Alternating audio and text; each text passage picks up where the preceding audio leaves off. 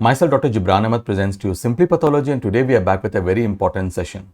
In today's topic of discussion, as you can see, we are going to read in details about the updates with regards to the female genital tract. Now, although there are many articles which have highlighted the updates and they have done a good job, but those articles are very concise and they are not explanatory. Okay. Secondly, some of the updates, okay, they are not included in the article. So it is very important for you to go through this entire video if you do not want to miss any of the detailed updates. Okay. So this lecture has been divided into two parts. Okay, in the first part we are going to discuss in details about the updates regarding the ovary and the fallopian tube, and in the second part of the video we will discuss in details about the cervix, uterine corpus and the vulva. So all the updates regarding the different systems. Now, one thing that is very important that you have to understand, that before you start this topic, okay, or this, this session on the updates, you please go through the latest WHO 5th edition tumor classification, okay, for the individual organs. Okay, so please go through that, then only you are going to make a lot of sense. Now this lecture is mainly concerning about the updates. Okay, so it is not possible for us to include each and every point. This lecture has to be short, concise, to the point. Okay, so without wasting any time, let us begin today's topic of discussion. First we will discuss the updates in the ovaries and the fallopian tube. So in 2018, the ovarian cancer ranked as the 8th most common cancer diagnosis and cause of cancer death worldwide in women. Now, the most common histological type of ovarian carcinoma is high-grade serous carcinoma. Now, in many countries, there was a very high incidence of ovarian carcinoma, but right now you will see that there has been a decline in the incidence of ovarian carcinomas in such countries, and such decline has been mainly due to the widespread use of oral contraceptive pills that has long-lasting protective effects against ovarian carcinoma after several years of use. Okay. In addition, there are other factors also contributing to the decline in the incidence of ovarian carcinoma, that is higher parity, that is having high number of children, and breastfeeding. Okay, so these are also protective factors against ovarian carcinoma. Not only that, nowadays they have also added risk reducing surgery as also one of the important factors which are responsible for the decline in the incidence of ovarian carcinoma. Now, risk reducing surgeries, basically they are done in those individuals who have a hereditary risk. For example, patients with BRCA mutations, in those patients you can do TAHBS, so that is total abdominal hysterectomy along with bilateral salpingo-oophorectomy. So these are risk reducing surgeries which are done. Okay, so before the incidence of carcinoma in those patients where the risk of having that carcinoma is very high, you can go for the risk reducing surgery, which has become very common in today's world, which has also added, or which has also helped in reducing the incidence of ovarian carcinomas in those countries where previously the incidence was very high. Now, there are other factors like tobacco, smoking and obesity. They have been associated with increased risk of certain types of ovarian carcinoma. Now, remember, the classification of ovarian carcinomas or ovarian neoplasms in this 5th edition of the WHO classification of tumor is largely unchanged from the previous edition. But there are certain minor changes. Okay, for example, in the current classification, there is an addition of mesonephric carcinoma. So I will discuss in details about the features of mesonephric carcinoma separately. Okay, but initially I am going to go over the basics. Okay, I am going to discuss the basics of all the updates which have been put forward in the 5th edition. So in this edition, okay, the current classification, there is an addition of Mesonephric-like carcinoma. Not only that, the category of mixed carcinoma has been reintroduced in the current classification, although it is stressed that mixed carcinomas of the ovary are very uncommon and that most carcinomas that look mixed from a morphological viewpoint in fact represents a single neoplastic type with areas morphologically mimicking another tumor type. Okay, so mixed carcinoma has been reintroduced into the classification, but you should use this term very cautiously. Again, the classification of ovarian sex cord-stromal tumors, germ cell tumors, miscellaneous tumors and tumor-like lesions again remains largely unchanged from the previous WHO classification with minor changes. What are the changes? The category gynandroblastoma has now been reintroduced after being removed from the previous 4th edition. Okay, now one area of ovarian pathology in which significant recent advance has been made is the elucidation of molecular events in ovarian sex cord stromal tumors, and I will discuss about that. what are the dicer mutation, dicer 1, foxl2 mutations which are there. So there has been some introduction of some more such molecular events, and these molecular events are also helpful in classifying the subsets of sex cord stromal tumors, and I will explain, I will discuss in details. Right now we are just discussing the basics, okay, the basics. So there has been elucidation of molecular events in the ovarian sex cord stromal tumors. Now these represent a heterogeneous group of very uncommon neoplasm that in their classic forms are relatively easy to diagnose. However, there may be considerable morphological overlap between the various tumor types, and immunohistochemistry, although useful in confirming a sex cord stromal tumor, it is of little value in distinguishing between the different sex cord stromal tumor types. Okay. In this edition of the WHO classification of tumor, the category of lymphoid and myeloid tumor is addressed in the hematolymphoid proliferation, the neoplasia, where these neoplasms are dealt with all the sites within the FGT. So FGT as a whole, okay, all the hematolymphoid proliferations, they are discussed together for the entire FGT in one place, okay, which is there throughout this WHO 5th edition of tumors, okay. Okay, now this was the basics of the changes in the ovarian carcinoma. Now, right now we are going to go into the specifics, okay, of what the changes are. So, first we will start off with the serous neoplasms of the ovarian fallopian tube. So, the 4th edition divided the serous carcinoma into low grade and high grade variants, okay. Thus, it was implying that both low grade tumors and high grade serous carcinomas, they are actually a continuum of the same tumor. This is what was implied by the previous 4th edition, okay. But today in the 5th edition of the WHO, okay, the low grade and high grade serous carcinoma are best considered two fundamentally different tumors altogether, because their origin is completely different, okay, based on their distinct biology rather than variants of the same neoplasm. So they are not variants or continuum of the same neoplasm. Rather, in the 5th edition, they are regarded as biologically two different tumors, okay. So nearly all the low-grade serous carcinomas are arising in the background of ovarian benign or borderline serous tumors. Most high-grade serous carcinomas are believed to arise from a precursor lesion that is called as the STIC, that is serous tubal intraepithelial carcinoma in the tubal fimbriae. Okay, so remember this one important change. Although in the previous edition they have given the low grade serous carcinoma, high grade serous carcinoma, but in today's edition, in 5th edition, they have stated that they are not in a continuum. They are not variants of the same neoplasm. They are quite different tumors, okay, and these are the origin that we have already discussed. Now, what is very important in the 5th edition, and this can come as a very important viva question in your exams, okay.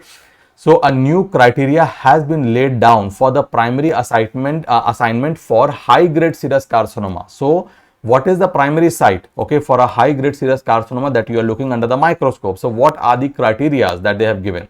So if you have to state fallopian tube as the origin of this tumor, then STIC should be present. STIC means serous tubal intraepithelial carcinoma has to be there. That is the precursor lesion for high grade serous carcinoma. So for fallopian tube origin, STIC should be present, or mucosal high grade serous carcinoma has to be there, or part or all of the fallopian tube is inseparable from the tubo-ovarian mass. In that case, the origin is the fallopian tube.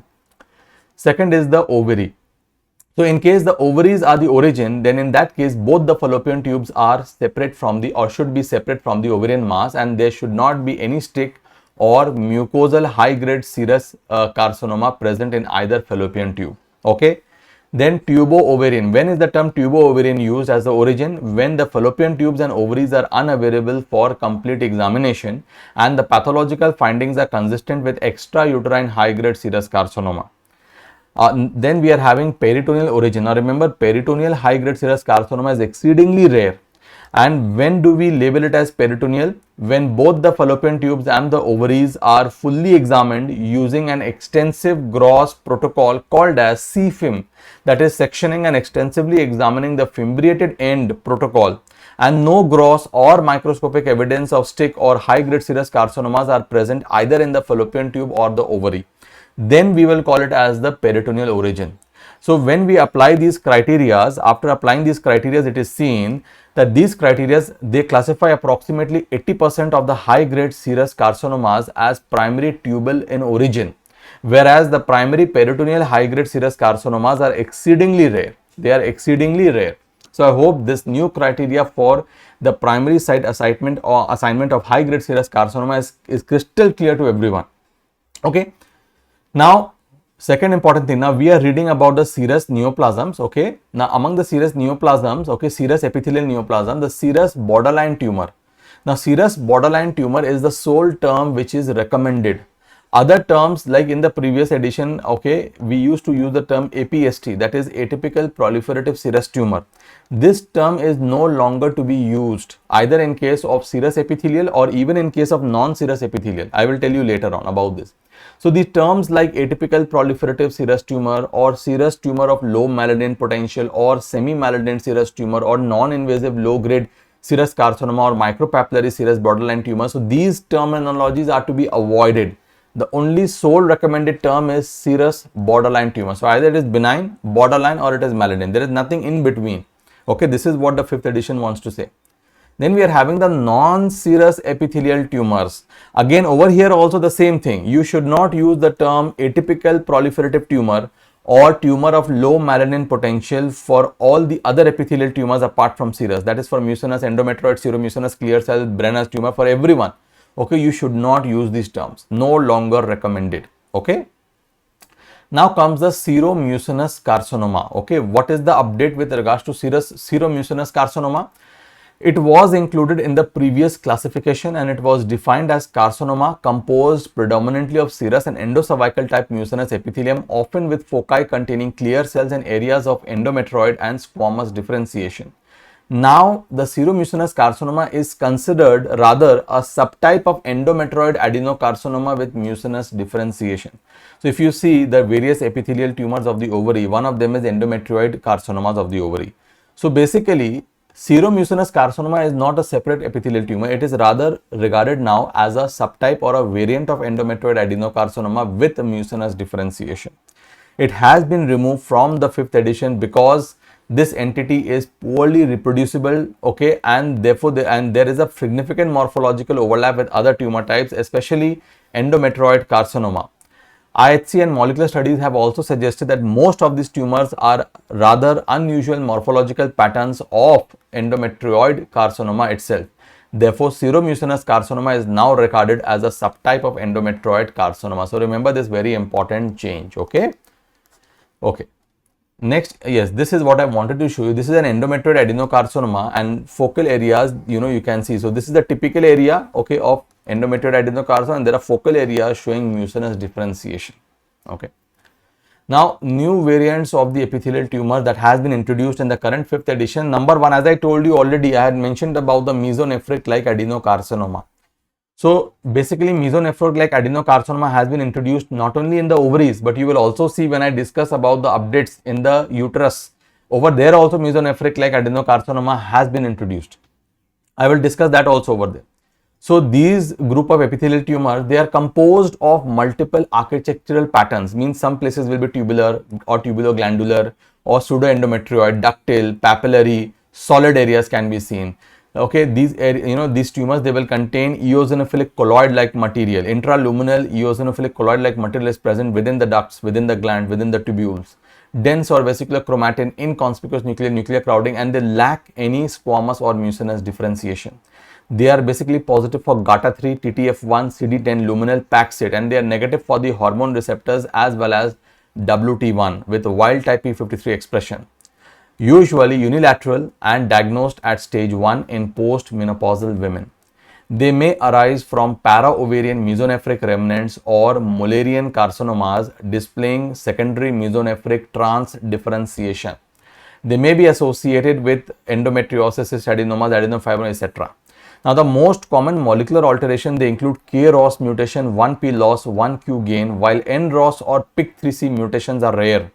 Now, tumors which are coexisting with serous neoplasms, they will show shared molecular alterations with the serous neoplasm, that is presence of KROS and NROS mutations will be there in case they are coexisting with the serous neoplasm. In that case, we will call them as a mixed carcinoma because they are having two basic morphologies together. The clinical outcome is unknown due to the rarity of this tumor. So, very importantly, this can be asked as a short note in the exam, Mesonephric-like adenocarcinoma. Okay, so this is the basic histopathology. As you can see, There are certain areas which are exhibiting papillary-like features, papillary-like architecture. Certain areas are completely solid. Certain areas are completely tubuloglandular and they are containing eosinophilic secretion. So there is an amalgamation of various architectural features over here, or architectural patterns that we can appreciate over here. This is the mesonephric-like adenocarcinoma, which has been introduced as a new entity. Next, we are having a dedifferentiated carcinoma. Now, what is that? It's a biphasic tumor. So, it will be composed of one area of the tumor, which is high-grade undifferentiated carcinoma, wherein you can see sheets of monotonous, disc-cohesive, round, rhabdoid spindle with brisk mitosis, necrosis. Okay, all these things you will see. So, a part of the tumor is undifferentiated carcinoma, and another part is a differentiated component, which is usually an low-grade endometrioid adenocarcinoma component. Okay, often with an abrupt interface in between. Undifferentiated areas are focally positive for EMA, PAN-CK, CK18, focally positive to negative for PAX8, and negative for hormone receptors and E-cadherin, with common loss of SMART CA4, SMART CA2, SMART CB1, ARID1A. Now, DNA mismatch repair deficiency can be seen in 1/3 of the cases, and typically there is wild type P. Wild type means normal P53 expression.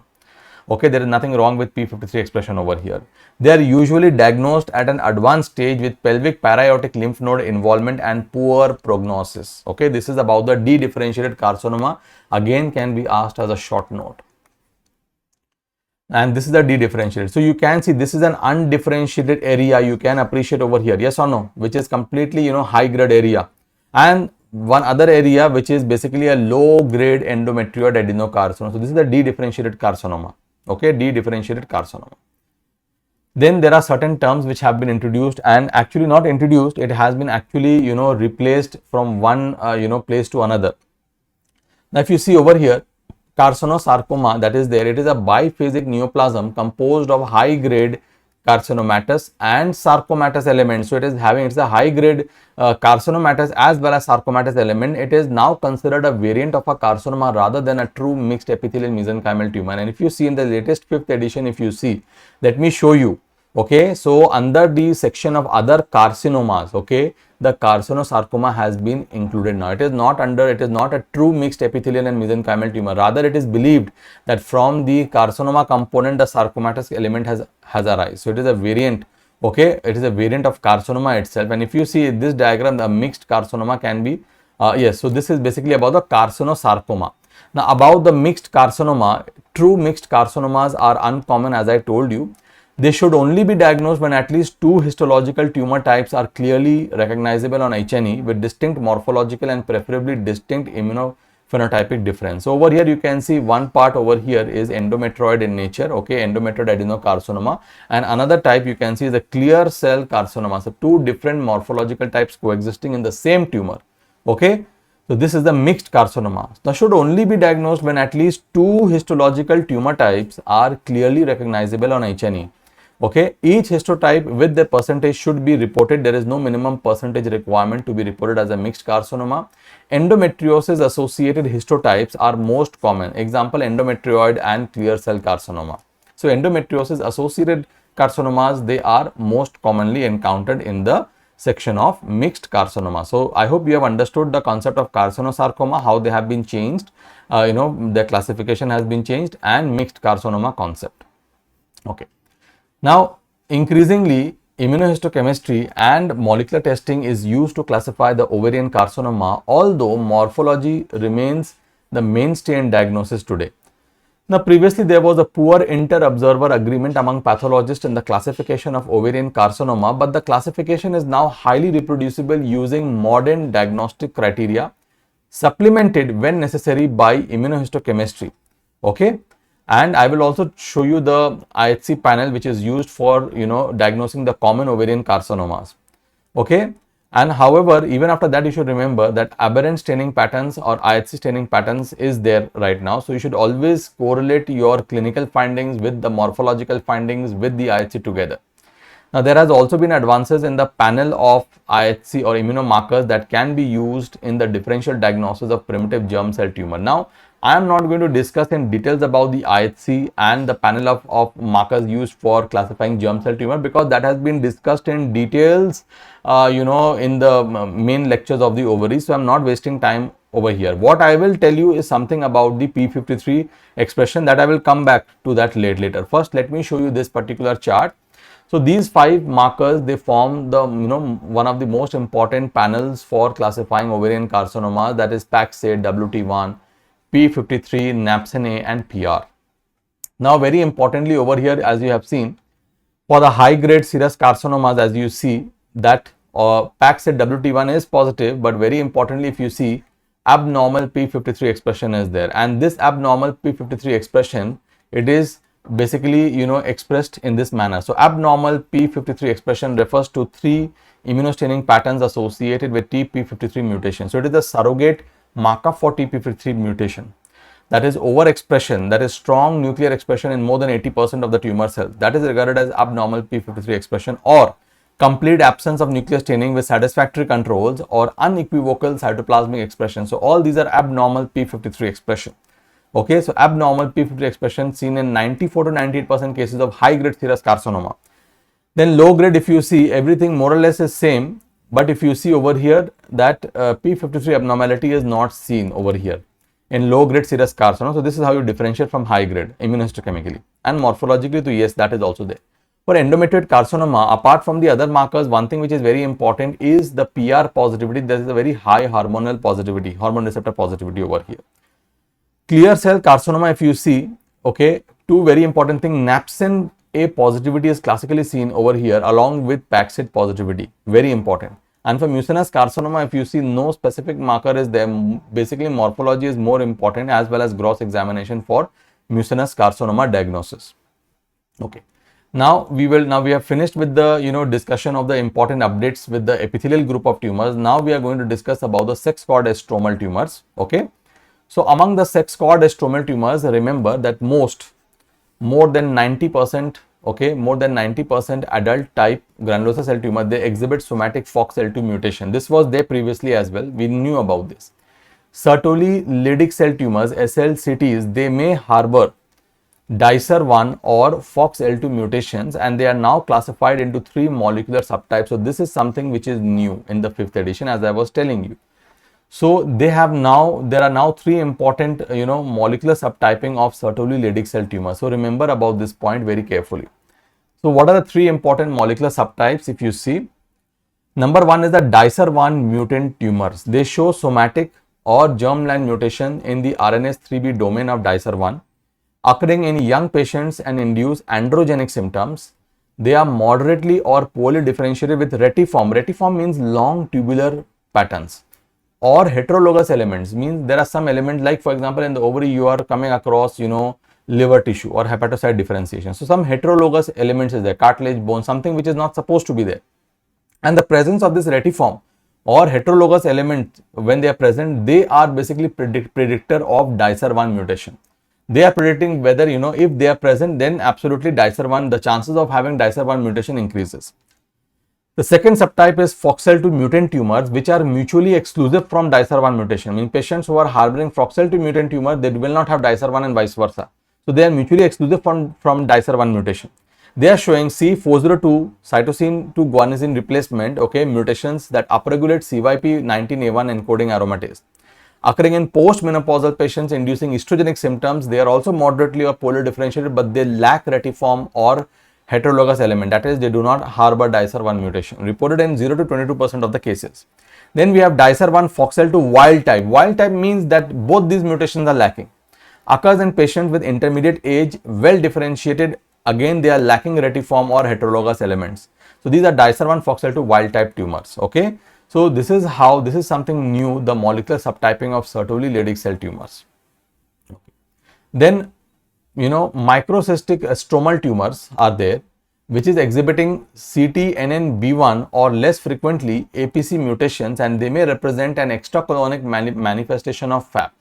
Okay, and also, as I told you about gynandroblastoma, it has been reintroduced. So what is gynandroblastoma? In short, it is defined as a sex cord-stromal tumor with an admixture of female adult type or juvenile GCT, granulosa cell tumor, and male, for example, Sertoli cell tumor elements. So when both these elements are mixed together, okay, this is called as a gynandroblastoma. It has been reintroduced. Most commonly, they are composed of predominantly Sertoli cell, tumor component and a smaller component of juvenile GCT, both expressing sex cord stromal markers, sometimes with shared dicer1 mutation. Now coming to some other, part also, that small cell carcinomas of the ovary of hypercalcemic type exhibit deleterious germline or somatic mutations in SMARCA4, a part of SWI-SNF complex, resulting in loss of SMARCA4 protein expression. It is a highly aggressive neoplasm. Okay. So this is the most important, details which have been, or the updates with regards to the ovaries and the fallopian tube. Okay. So this is basically the part 1 which we have completed. Now next, we are going to start the next group of updates. First one is the cervix. Okay. So cervical cancer is the fourth most